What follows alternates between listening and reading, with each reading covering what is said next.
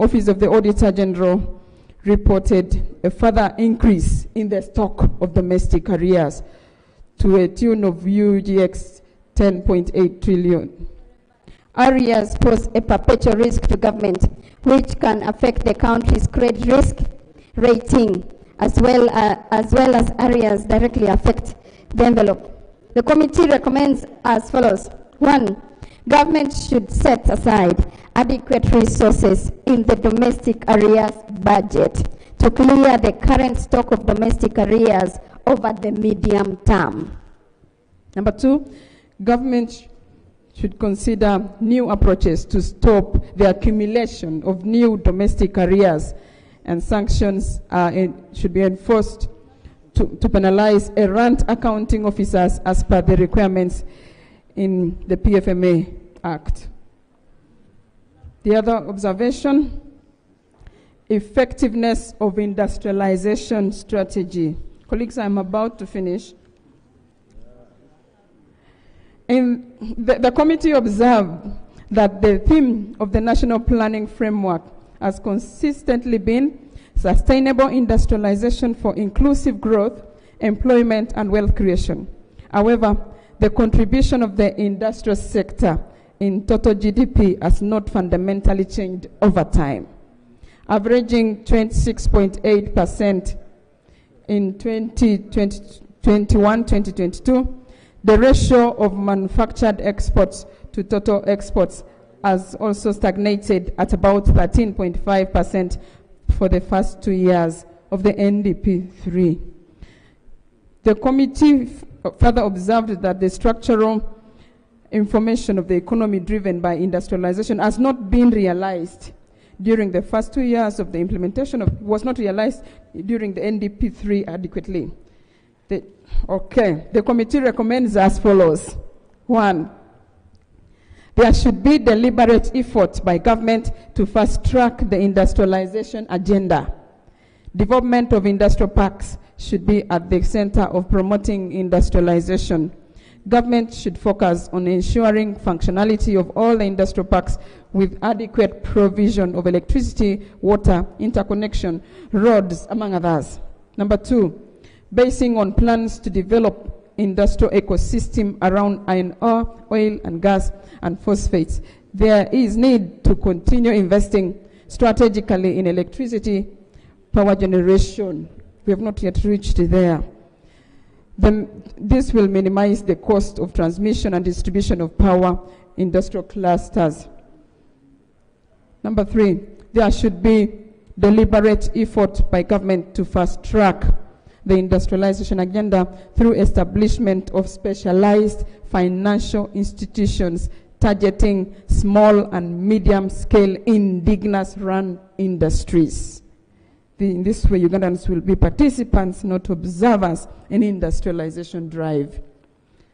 Number 4, for agro-industrialization to be realized, there is need to holistically champion this strategy through large-scale programs such as the PDM, private sector development programs centered on the production zones, and setting up conducive environment for private sector participation in this industrialization process. And finally, develop the PPP strategies, public-private partnership, to enhance financing of the industrialization agenda, because government cannot do it alone. The other observation was on legislation, oversight, and representation program. The committee observes that this paragraph 525 of the proposed NDP 4 does not reflect the current status of the legislature program. For instance, a reference made to non-existing institutions and inaccurate human resource information. So the committee observed that the book needs some cleaning. The committee recommends that that paragraph particularly should be deleted because it's not up to date. To be expanded. Alignment of the administration of justice program and the governance and security program. The committee observed that some interventions under the government and security programs in the proposed NDP 4, like the enhancement of equitable access to justice for socio-economic development and the strengthening of justice service delivery systems, including interventions related to juvenile offenders in remand homes, the LDC, and others, are more directly related to the administration of the justice program. Please read all of them. Okay. The industrial courts, LDC, interventions that contribute to justice service delivery, court-related forensic analysis interventions, LC courts, DPP interventions that contribute to justice service delivery are more directly related to the administration of justice program. Therefore, the committee recommends that all the interventions currently under the governance and security program that relate to enhancement of equitable access to justice for socio-economic development and the strengthening of justice service delivery system should be transferred to the administration of justice program. It's an issue of alignment of programs, the 18 programs. As highlighted. As highlighted above. As highlighted above. Thank you. Right, Honorable. Thank you. Regional balanced development. The committee observes that although commendable progress has been registered in reducing poverty, regional disparities have, however, remained and increased vulnerabilities across regions. The chairman had mentioned it, so I will not read. The committee recommends as follows: that government prioritizes the development and implementation of regional development plans, including comprehensive regional physical plans, to ensure balanced economic growth, equitable service delivery, and equitable resource distribution. I would have asked for investment map, but the committee didn't allow. The other observation, promotion of games and sports. The committee observes that the NDP4 provides for several interventions for promoting games and sports, but does not provide interventions relating to physical exercises for health reasons, amateur sports for mass participation, and professional sport for commercial benefit. In addition, the committee observes that the NDP4 high-impact projects focus only on establishment of 4 regional sports stadia and 14 district sports grounds in the traditional sub-regions of Uganda. These do include international and national stadia. Further, the committee observes that the desired high-level program results by the year 2029-2030 provide insufficient information in regards to the niche in sports rankings. This hinders the effective monitoring of the high-level program result. Therefore, the committee recommends 2 interventions: that the NDP4 is amended to incorporate interventions for physical exercises for health reasons, amateur sports for mass participation, and professional sports for commercial benefit.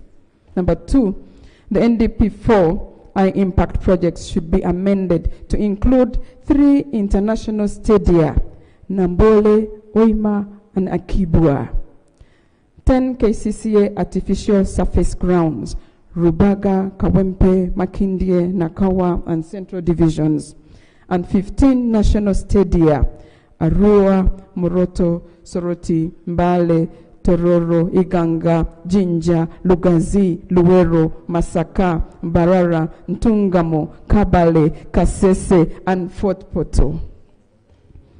On the matter of the railway master plan, the committee observed that the NDP4 mentions that in order to lower the cost of doing business, the focus should be on improving the transport infrastructure.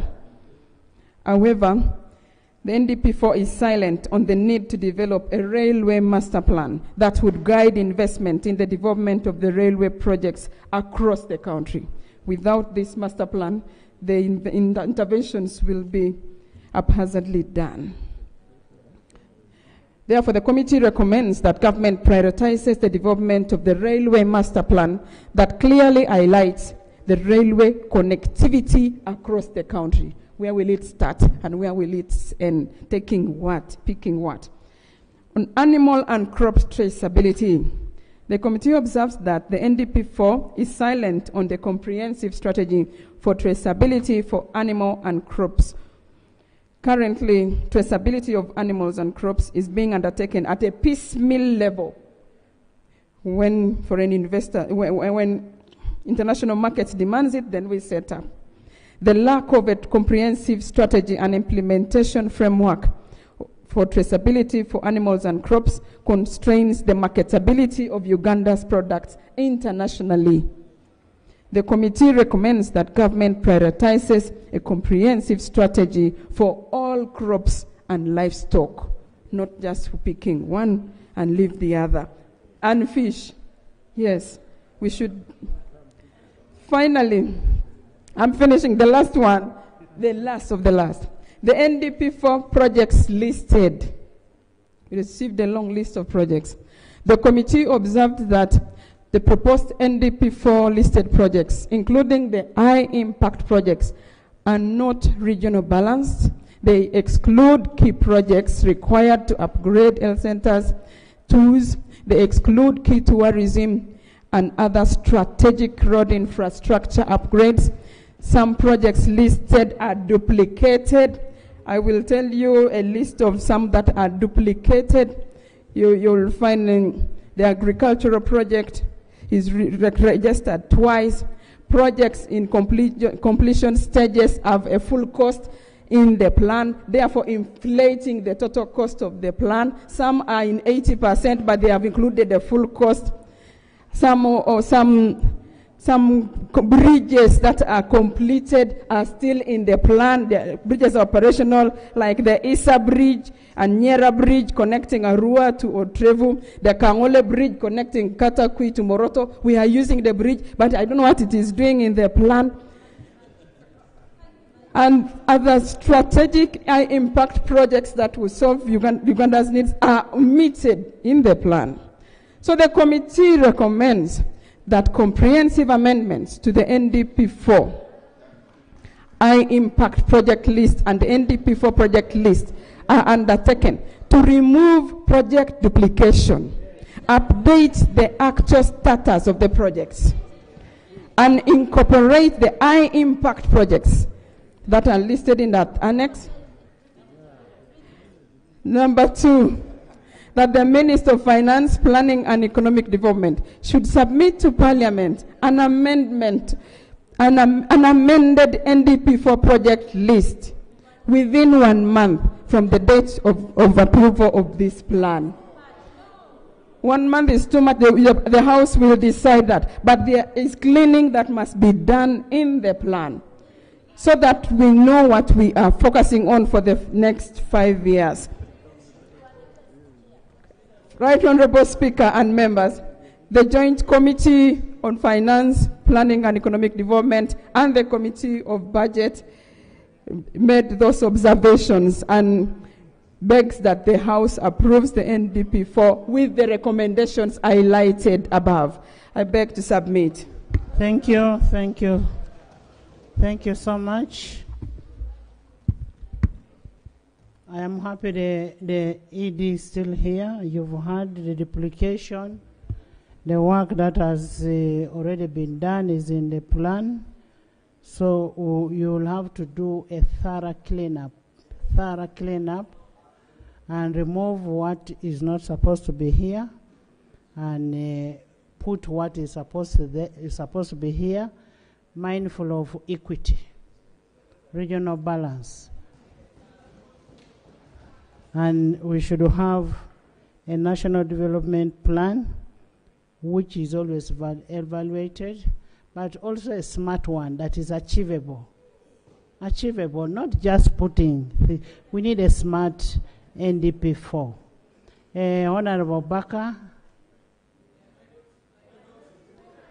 There is a minority. Oh. Thank you, Right Honorable Speaker. No, there is a minority.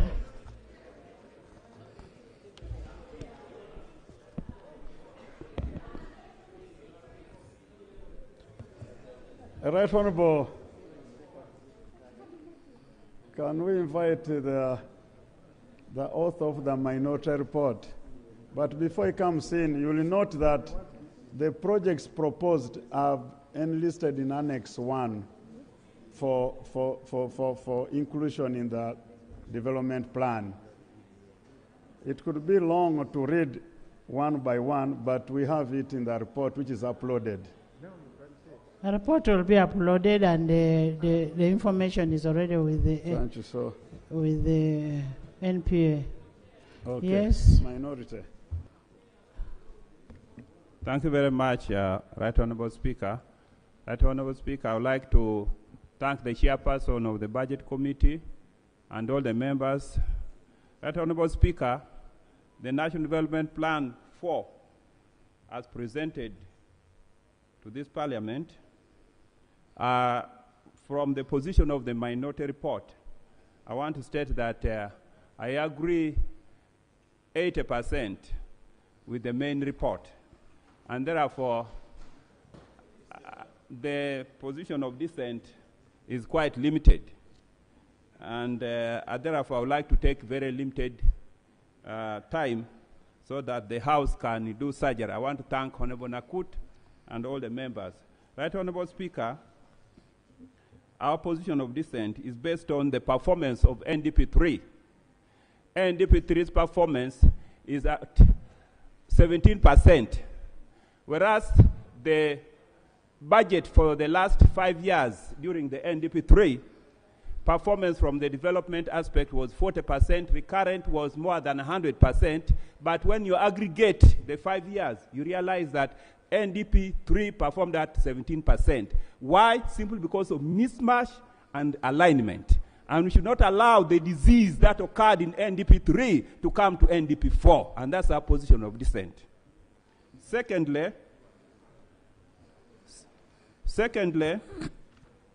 the mismatch and the legal cohesion. Madam Speaker, the Public Finance Act, the National Planning Authority Act, and the attendant legal framework demands cohesion in the legal framework while designing and coming up with the NDP 4. As of today, Madam Speaker, you realize that the NDP 4 is designed based on program.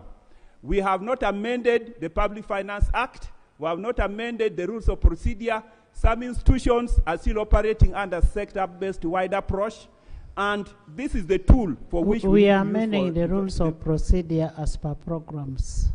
Yes, thank you and very much. And the report is already uploaded.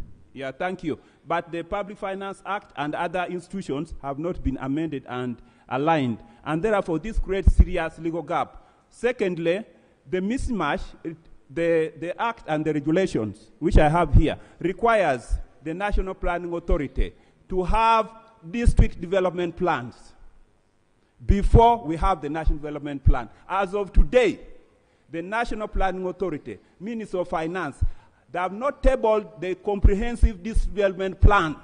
We should incorporate the entire master plan for Vision 2040. And therefore, this National Development Plan 4 is supposed to help us achieve Vision 2040. The main report, Madam Speaker, talks about lack of 10-year full development plan, which will help us to achieve Vision 2040. That does not exist for the last 30 years, and that's a serious gap. How are we going to achieve growth of 581 billion shillings and annual income per capita of $9.5 US? Secondly, the mismatch of NDP4 ambitious targets and the National Budget Framework Paper. The mismatch is glaring. There are programs and projects that are not in the National Budget Framework Paper. And legally, Madam Speaker, talking, we should not even be having the National Budget Framework Paper now before we approve the National Development Plan. And therefore, legally, it is proper that the Minister of Finance humbly humbles himself, withdraws what he laid on the floor, and awaits the approval of the National Development Plan. Because what tool did you use to design the National Budget Framework paper? You are operating outside the legal system, and this creates the mismatch, misalignment, and failure of the National Development Plan. Weak coordination, planning of budget entities. Madam Speaker and honorable colleagues, the National Development Plan is designed and managed by a National Planning Authority. The budget National Framework paper is designed and coordinated by Minister of Finance. The challenge that we have had, and that creates mismatch, miscoordination, is that the Minister of Finance deliberately has been trying to weaken the National Development Planning Authority. It is upon this House to ensure that Ministers of Finance design the National Budget Framework paper to be in line with the National Budget Framework paper. Without that, we'll be having the National Development Plan standing as a silo, and the Budget Framework paper standing separate. And when we are looking at this thing, we must look at differentiate what is supposed to be operational, like what you're talking about is operational in nature, vis-a-vis what is supposed to be in the plan. Yes. So what actually you've talked all about operational. Yeah, thank you very much, Honorable Speaker. Honorable Speaker, if you look at the National Development Plan, the draft National Development Plan 4, there's increased the cost of public administration.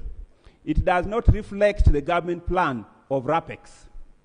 We expect the National Development Plan. That was already corrected by Honorable. Yes, Madam Speaker. The beauty with the main report is that they talk about all these things. They say the kid performed the 80%, got 10%, 5% here, 0%, but promoted to the next class while improving. And that's the position which we in the minority position dissent from. Madam Speaker and honorable colleagues, we are quite very many. Insufficient funding to agro-industrialization. Honorable colleagues, if you look at... What would you discuss during budgeting? Madam Speaker... No, I'm saying what would you discuss now during budgeting? That is the work of the budget committee. No, Honorable Kanya. Yes. You're senior in this institution. Now, when you talk about inefficient funding, you've now gone into budgeting process. Madam Speaker, I was trying to summarize the point because the key impact project and the theme of National Development Plan is focused on agro-industrialization, tourism, among others. Can you conclude? But what I'm telling you, don't mix what is supposed to be in the budgeting process vis-a-vis the plans that are there for the 5 years. Remember, budgeting is per annual. Yes, thank you very much, Madam Speaker. Madam Speaker, it is important in order to achieve the NDP 4, the resource allocation mechanism must be aligned to the planning.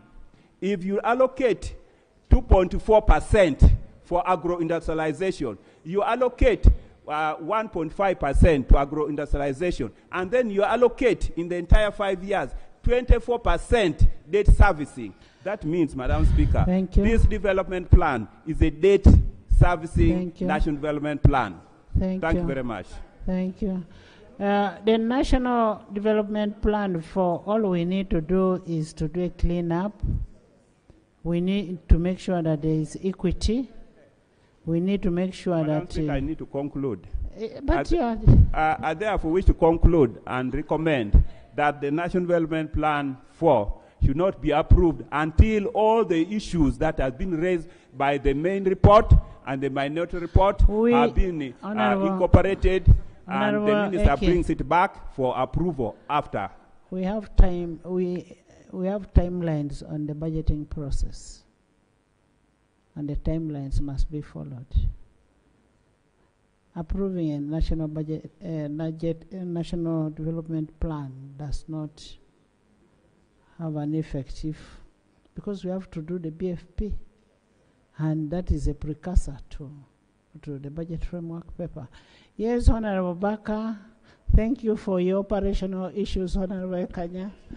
Honorable Baka. Right, Honorable Speaker, thank you so much for the opportunity. Madam Speaker, I rise to support the main report and thank the two committees, Committee on Budget and Committee on Finance, for the work they did. I passed there and I saw them very busy. This was a huge report, but they dedicated time to ensure that it comes out. Actually, I was surprised that just on the dot when you invited, the report was uploaded. So we thank you so much.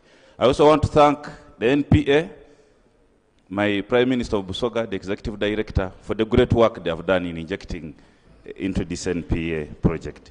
Madam Speaker, I support the report of the committee, and my support is anchored on paragraph which is on page 46, which recommends that all programs which had been hitherto put under governance and security should be transferred to administration of justice program. Madam Speaker, I'm the chairperson of legal, and we are so much interested in legal to see that administration of justice is efficiently done.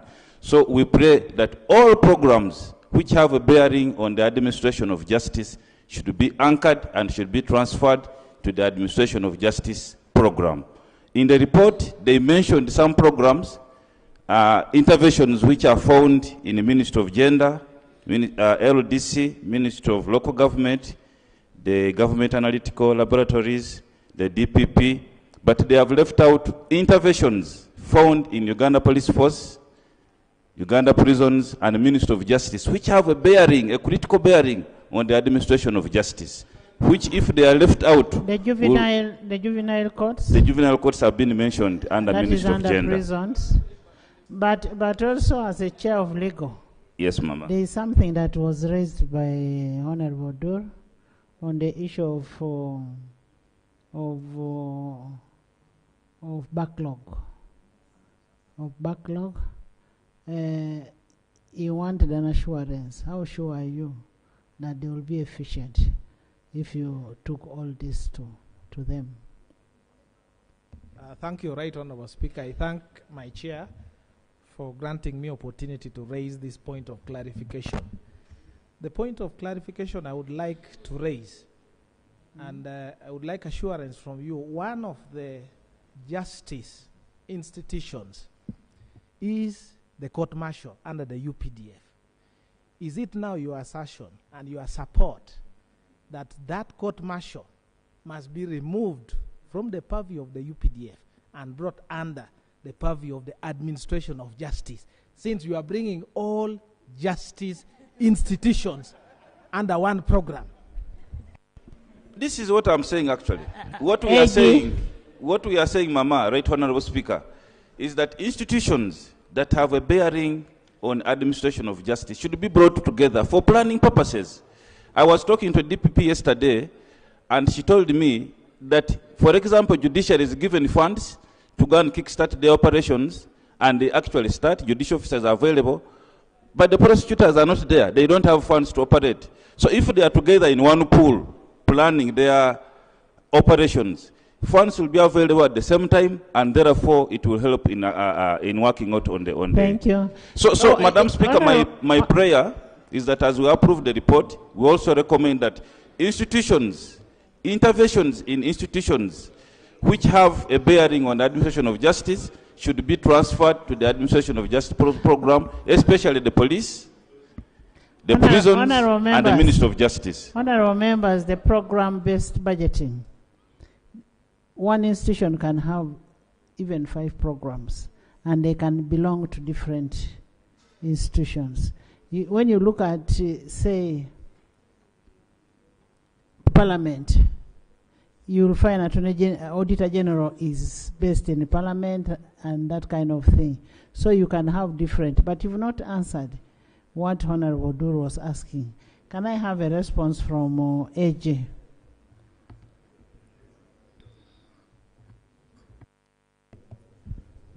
Thank you very much, Regional Speaker. I wish to appreciate the committee and the colleagues that have been making presentations on this matter. Regional Speaker, the suggestion that all programs that have a bearing on justice be put under the judiciary. We are not saying all programs. The programs have been listed. Say the programs that are listed. Listed. They are those to which would have no problem, that have a direct bearing, like the DPP. Okay?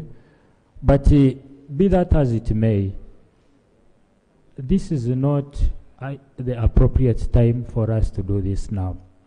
I would humbly request, for example, for one to argue that there are no prosecutors. If the DPP joins, that one is okay, they can do their budgeting together. But the Ministry of Justice and Constitutional Affairs, which handles the Electoral Commission, which handles the Uganda Law Reform Commission, Human Rights Commission, Registration Services Bureau, which does companies and whatnot, Judicial Service Commission and LDC and several others, to lump them together would cause a problem. I would humbly propose, and in order to add to what Honorable Dura has said, the issue of court-martial, which is a specialized military court, which operates under special circumstances, which special circumstances can only be designated within the military sector. If you pluck it from there and then place it under judiciary, it is not proper. I would want to propose. Okay. Yeah, thank you. Honorable members, the recommendation of the committee is very, very clear. Yes. Yeah. From my and friend, of recent, you have this system of video conferencing from prisoners.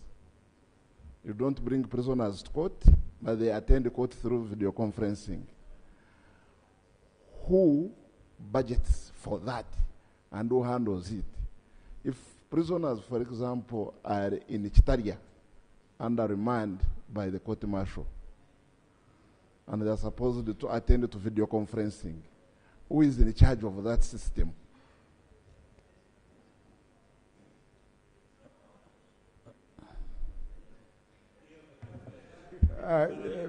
Before you respond to that one, Right Honourable Speaker, from the perspective of planning, we begin with the objective, and then we lay out the strategies, the interventions, and then we ask ourselves a question: who is responsible for implementing this? And then we say it is agency X. We don't start from the institution. We actually not rationalizing or reorganizing institutions. We are not starting from the institutional side, but we are starting from the intervention side. And that is the program approach to planning. So we're actually promoting the concept of collaboration in the implementation of government programs. So these issues that Attorney General was raising, of Electoral Commission, you know, those activities will go to the relevant programs. They can even remain in governance. Remember what the Speaker clarified, that an institution could be placed under different programs. And in fact, they are there. When you look at the plan, you'll find one institution appearing in more than 3 programs because of the activities that they perform. That is the logic behind this. Because we are promoting cohesion, collaboration within these institutions to deliver towards a common goal and purpose. That is the idea.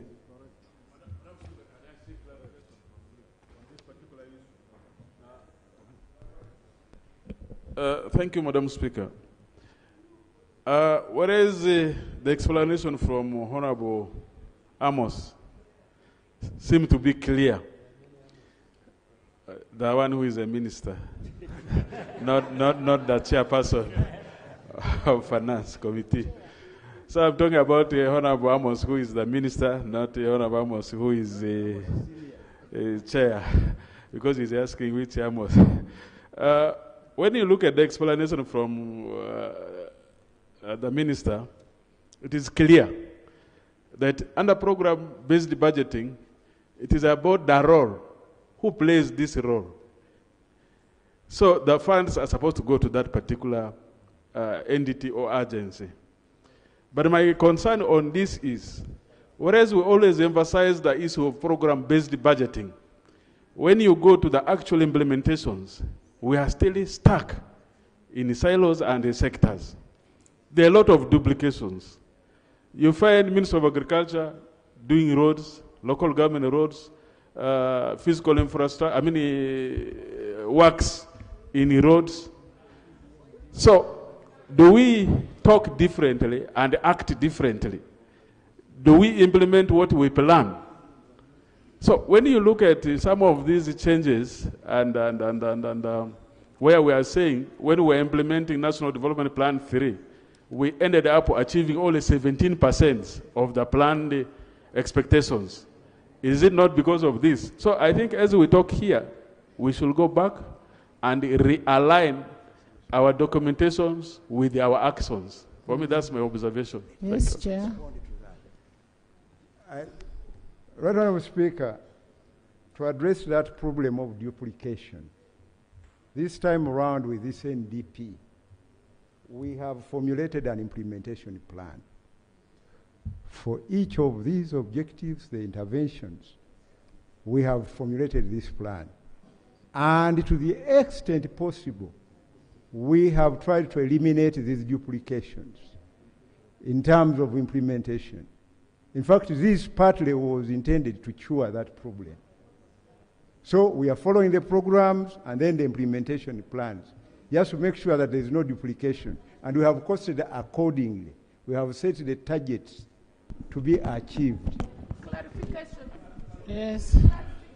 Let me hear from the chairman of the committee. Thank you, Right Honourable. Colleagues, when this matter came to our attention as the two committees, we are very conscious of the matter of separation of powers in the arms of government.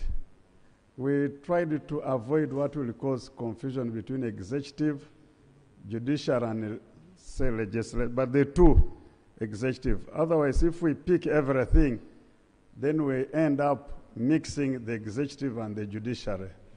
That's so what we you're are only trying to be picking very some careful. programs. So we picked a few which are sort of courts. Yes. Yeah, that's why that we are picked related to those administration of justice. Yes, please. Can you sit? Dr. Boka. Yeah, thank you, Madam Speaker, and the chair of the committee for the report. Madam Speaker, the National Development Plan should reflect the aspirations of Ugandans. And therefore, a bottom-up planning becomes very, very important. The district development plans should be a basis to form the regional development plans. And the regional development plan should feed into the national development plan. We noted a lacuna in the DDPs and the regional development plans. That is something that NDP needs to speak to. Two, out of the regions that are represented and have a regional development plan, it's only Karamoja region that has developed a regional plan. The other regions do not have regional development plans. The minister has to ensure the other regions are supported to see to it that they have regional development plans or strategies that guide the regional development programs. Lastly, Madam Speaker, in the human capital component of the strategic plan and the health sector sub-program, Uganda has approved the National Community Health Strategy. that has interventions that will help us strengthen.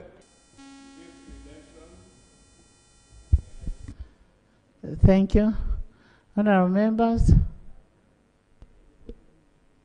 the National Development Plan is supposed to be adopted, but it scales up to down. It's just like the Constitution, that all the laws that you make must be in conformity with the what? With the Constitution of Republic of Uganda. So the district development plan that you're talking about should be in line with the National Development Plan.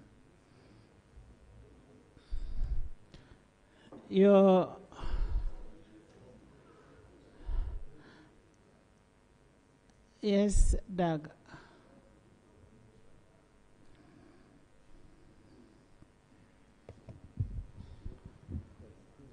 Right Honourable Speaker,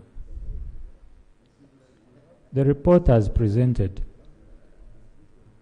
the reason why we are having this is that there is lack of clarity on what institutions exactly they want to move from governance. It is not institutions, it is activities. Okay, activities. Programs. Yes.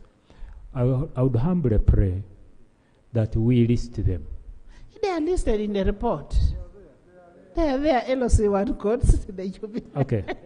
For LOC1? They are listed. Right Honourable Speaker, at the beginning when these programs were introduced in the 10th Parliament, one of the schemes at that moment was that they wanted the institution of Parliament to be under governance and security under the office of the President. Which was was wrong. resisted here. Which was wrong because of independence. Here because the principles that has been enumerated here of the separations of powers. And if you look at the attendant explanation, for example, the independence of the office of the DPP. That independence is not only in operations work plan. It also includes budgeting for itself. So when we now ambush and then we say we are going to move them, we are likely to cause a lot of confusion in the implementation of these programs. Chair. I therefore advise that we allow the programs as it has been enumerated to continue. And if there is anything else, a study must be done, and after that you can come back and then we agree. That's why I asked the chairman legal the implication of his statement when he was making here, because I understood and I know the history of that court martial. There may be questions, but how important it is for it to remain there. So for us just to accept without interrogating, we are going to cause a lot of confusion. That's the information I wanted to give you. Honourable members, we are going to have this NDP4 cleaned up. Further analysis is going to be done on these projects. Which program belongs to where, what can be taken to justice or wherever. It must be analyzed before they bring back the report. And based on that, we are going to adopt the recommendations. We are going to adopt the recommendations, and after adopting the recommendations, we will send you to go and clean up the document. And you will come and lay that document on table in 1 month. Yes. Minister, do you have anything to say?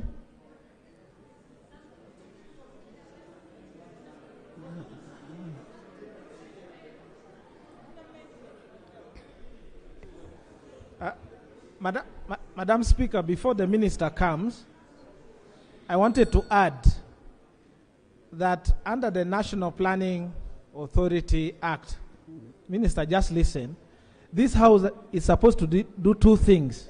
Honourable Minister, listen to... The first thing that the House does is to approve. But they have also used the word adopt. Those two words have been used deliberately. Is to approve and adopt, meaning if we adopt, just like if you take another child, the child becomes yours. This House must own it. Now, we are approving. Yes. Then we adopt when they bring the last final. Yes, that's what I'm saying. But because the chairperson has highlighted in very strong terms the imbalance, that report coming must show the projects by district or by regions. Because the National Planning Authority is not just an entity that is moving by the roadside that can sit and decide, let me buy maize or buy roasted. They are an institution that knows how many districts we have, how many regions we have. For us to see clearly that imbalance, let it be specific. If you are talking about the health centers, the aspect of equity. Yes, but even the health centers you are going to construct, you know the sub-counties that do not have, list them. Otherwise, we are going to approve them and we are going to get into this position. The minister has said that he has an implementation plan.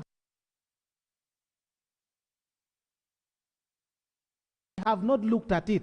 We risk approving this plan with that implementation plan, which will have details, which is very discriminatory. Now, of this for country. us, we are approving the plan, the NDP 4 that we have. Yes, Minister. Honorable Minister. Right Honorable, we want to agree to the idea of approving now and then come back to report on what we shall have done for adoption after 1 month. And with the amendments that have been brought from the committee. Exactly.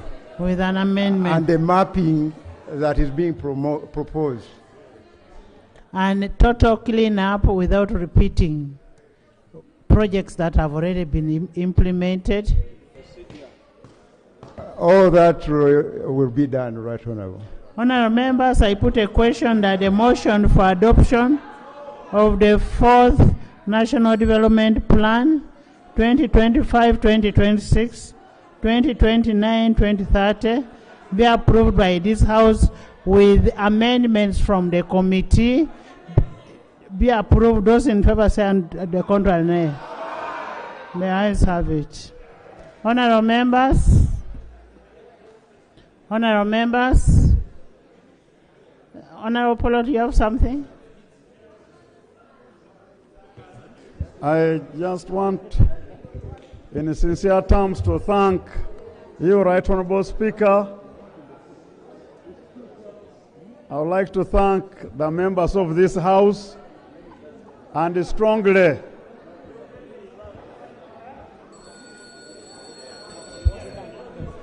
Honorable members, listen. Right Honorable, I'm thanking you for steering the process of approval of the plan, and all members of the House. Thank you very much, and I strong terms like to thank members of the Finance Committee and the members of the Budget Committee for giving all their time to process this report. Thank you very much. Thank you. Honorable members, we will adjourn the House to 9 tomorrow. 9. And I'm repeating 9 for a special sitting.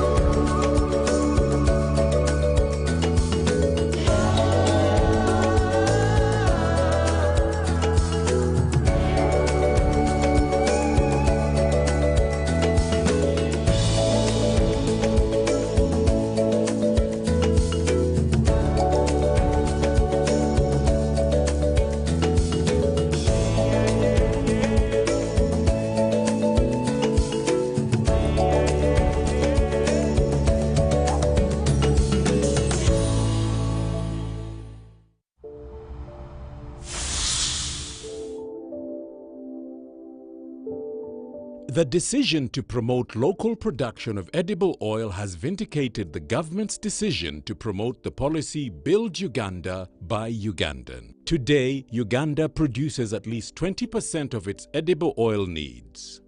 This contrasts sharply with up to 95% in imports when the NRM government came to power 38 years ago.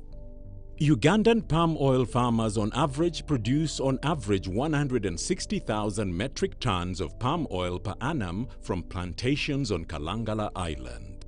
Oilseed farmers in northern Uganda and eastern Uganda also produce a significant amount of edible cooking oil from mainly sunflower and soya bean. Under the National Oil Palm Project, production of palm oil is being scaled up in 4 hubs in the country, starting with Buvuma district.